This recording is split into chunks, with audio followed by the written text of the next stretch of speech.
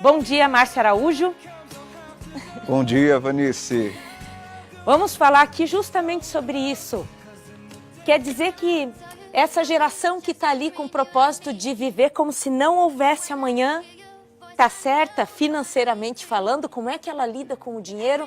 Nós temos números aí que nos assustam porque são completamente absurdos. Eu nunca tinha visto um gráfico tão assustador quanto aquele que você enviou ontem pelo e-mail. Falei para a Bruna, gente, isso tá... Mostra isso. Em que patamar chegamos? Esse é o perfil do idoso brasileiro. Exatamente. Bom dia, pessoal que está em casa. Como você bem disse, os jovens hoje, nós temos o ser humano como um todo, ele tem uma questão, é um vício de protelar as decisões. Quando eu tenho 18 anos, consegui meu primeiro salário, meu pensamento é qual? Deixa eu aproveitar um pouco a vida agora, lá na frente, quando chegar aos 25, eu começo a pensar na minha aposentadoria. Chego aos 25, aí já mudou meus planos, o que eu estava imaginando de vida, aí eu parto assim, eu acho que eu quero casar. Deixa mais pra frente, que daí eu começo a me preocupar com a aposentadoria. Mas aí tem que comprar a fralda pro filho, né? E aí, isso, eu vou protelando a decisão, eu vou protelando.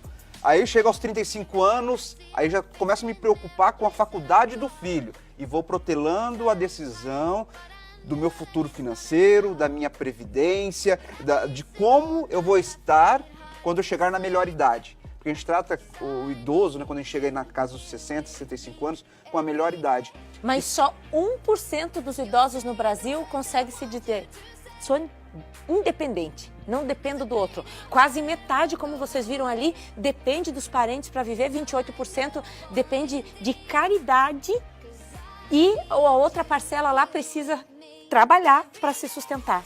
Quando você deveria estar já descansando, sim, porque eu estou aposentado, já fiz minha parte. Nossa, fiquei no batente, né? Tão intensamente a vida inteira. O que a gente está fazendo de errado? Nos corrija enquanto há tempo, para a gente não dizer tarde demais. Vanice, o maior problema nosso é imaginar que nós só tem o hoje. A gente não se preocupa com o amanhã. A gente não se preocupa como nós vamos estar lá na frente. O como nós queremos estar. A gente tem que mudar assim, como eu quero estar lá na frente. Como eu quero chegar aos 65 anos de idade. Não só fisicamente, psicologicamente falando. Mas financeiramente. Essa questão também do dinheiro, das reservas, do patrimônio.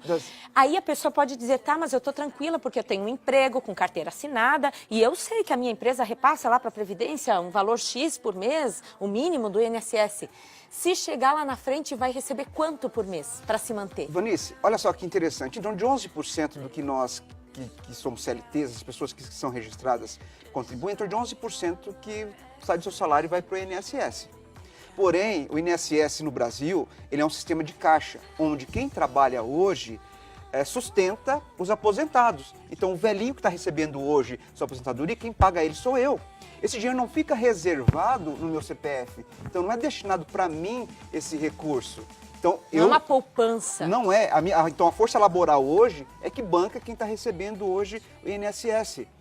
Mas, Márcio, por que você está me dizendo isso? Porque esse sistema de caixa tem alguns fatores que torna ele mais, vamos dizer assim, mais perigoso para nós, enquanto trabalhadores que esperamos receber o INSS. Porque nós temos uma taxa de natalidade que vem caindo a cada ano, que passa, as pessoas estão fazendo menos filhos. Então, em vez de fazer 13 filhos, faziam 4, agora estão fazendo 2 ou 1, nenhum. Nenhum. Nas minhas palestras, quando eu pergunto, eu faço uma pesquisa, eu faço essa pesquisa. Quem aqui que a mãe ou o pai tinha 4 irmãos? Bastante gente levanta. Quem aqui é casado e tem filhos? E tem 4 filhos? Um ou outro que levanta. 3 filhos? Um ou outro. 2, a gente tem um volume maior. E 1. Daí que geralmente é a grande maioria. Pelo que eu entendi, quando eu tiver velhinha, não vai ter jovem para pagar a minha aposentadoria. A pirâmide vai estar invertida. Vai ter mais gente para receber do que gente para contribuir. Então, e outro fato que é importante, como você falou, quando eu estiver velhinha, é outro fato que nos anima, porque a qualidade de vida do ser humano aumentou. Então, a expectativa de vida, cada ano que passa, também aumenta. Os cientistas já alegam que nasceu o ser humano que viverá até 120 anos com saúde plena. que é saúde plena? Ainda com atividades normais, trabalhando, fazendo caminhada, atividades físicas. Então olha só como que isso se torna um cenário que é preocupante, que nós temos que nos preocupar. E aí a gente fala do INSS. Ah, Márcio, mas eu trabalho muito bem, eu sou um médico, hoje eu tenho uma renda salarial de 25 mil reais. 50 mil reais? 50 enfim. mil reais. Quando eu me aposentar, vou me aposentar com 50 mil reais. Lê do engano. Tem um teto máximo do INSS, que hoje teve um aumento de torno de 13%, está em R$ 5.848. Então, se você ganhou a sua vida inteira 50 mil reais... E viveu naquele padrão de vida fantástico, quando chegar na hora que você for se aposentar, a sua renda máxima que você vai receber do INSS é 5.848. E aí, o que você vai fazer? Às vezes você tem 4 funcionários, né, 4 empregados na sua casa, porque você mora numa mansão, você tem 4 carros que você paga 4 IPVAs, 4 seguros. E aí, como que você vai fazer? Como que você vai administrar seu padrão de vida? E até no mercado financeiro a gente trata INSS. O que significa o INSS? Você sabe dizer, Vanice? A sigla INSS? Instituto Nacional de Seguridade Social. Mas a gente está mudando o significado de INSS para isso nunca será seu. Pelo fato desse cenário se tornar cada vez mais caótico. E as pessoas não pensarem, negligenciarem seu futuro.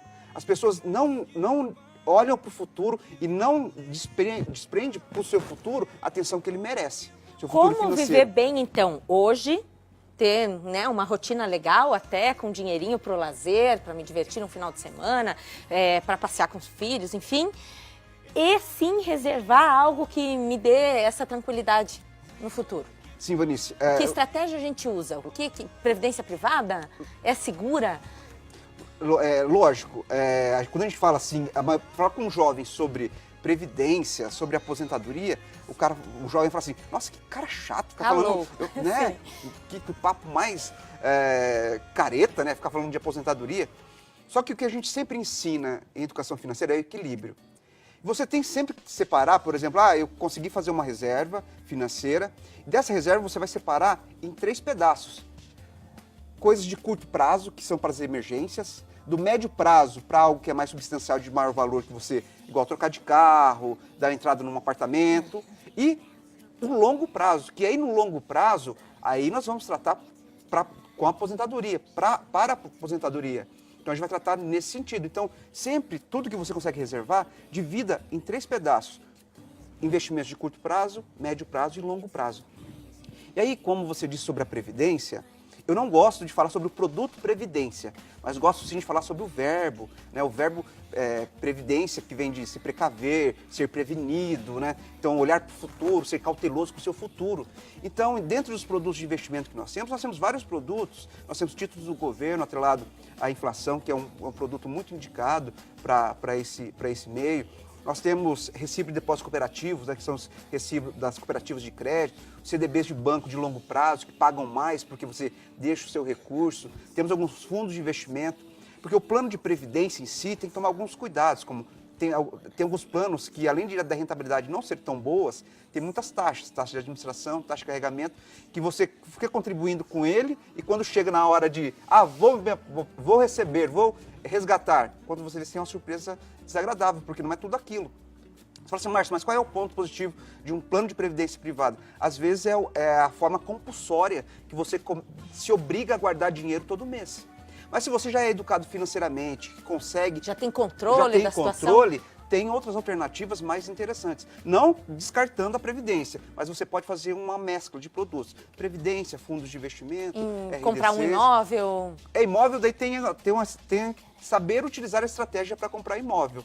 Porque às vezes você compra um imóvel e às vezes esse imóvel tem a questão da vacância, que fica parado o imóvel e você não consegue ter renda dele. Então, assim, tem todo um estudo que tem que ser feito também na estratégia bem profundo. De imóveis. E aí tem muitos jovens de 40, 45, 50 anos que dizem, Vanice, é desperdício eu pagar um plano de saúde.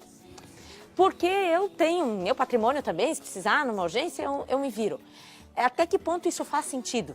Vanice, primeira coisa que o jovem, ou pai de família, ou empresário, produtor rural, tem que mudar é o mindset dele em pagar. Você não paga um plano de saúde, você investe num plano de saúde para que na hora que você precisar, ele está lá disponível para você.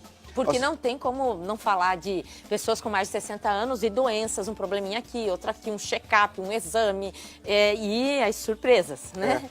Assim, convido ao pessoal que está nos assistindo, vá numa UPA, vá num centro de saúde pública, veja como são. Ainda que no Paraná nós temos ainda uma saúde de maior qualidade do que outros estados, mas mesmo assim deixa muito a desejar. E às vezes no momento de aflição que você tem um filho que está adoentado, ou você mesmo, ou a esposa, ou o esposo está com um problema de saúde, você chega e não tem ninguém para te atender, ou se vai atender, você tem que pagar antes. Ou esperar. Sim. Ou acordar de madrugada, fila. Sim. Então, quando a gente fala de plano de saúde, não é pagar, a gente tem que mudar muito. Às vezes, só a forma de você, o mindset de você pensar sobre as coisas, você consegue dar um grande salto. Então, é investir num plano de saúde. Ah, Márcio, mas compensa, e se eu nunca ficar doente? Só que daí tem aquela questão, e se você ficar doente? E se seu filho, às vezes, sofrer um acidente e tiver que ir para uma UTI? Às vezes as pessoas não têm noção de quanto custa uma UTI. No particular. No particular. Eu gosto de brincar, sabe, Vanice, que é mais barato você ir para aqueles hotéis de luxuosos de Dubai, né, que hoje é um dos roteiros mais caros do mundo para você viajar, do que você ficar numa UTI. É mais barato você ir para lá, porque, em média, no Brasil, um leito de UTI é R$6.000 por dia.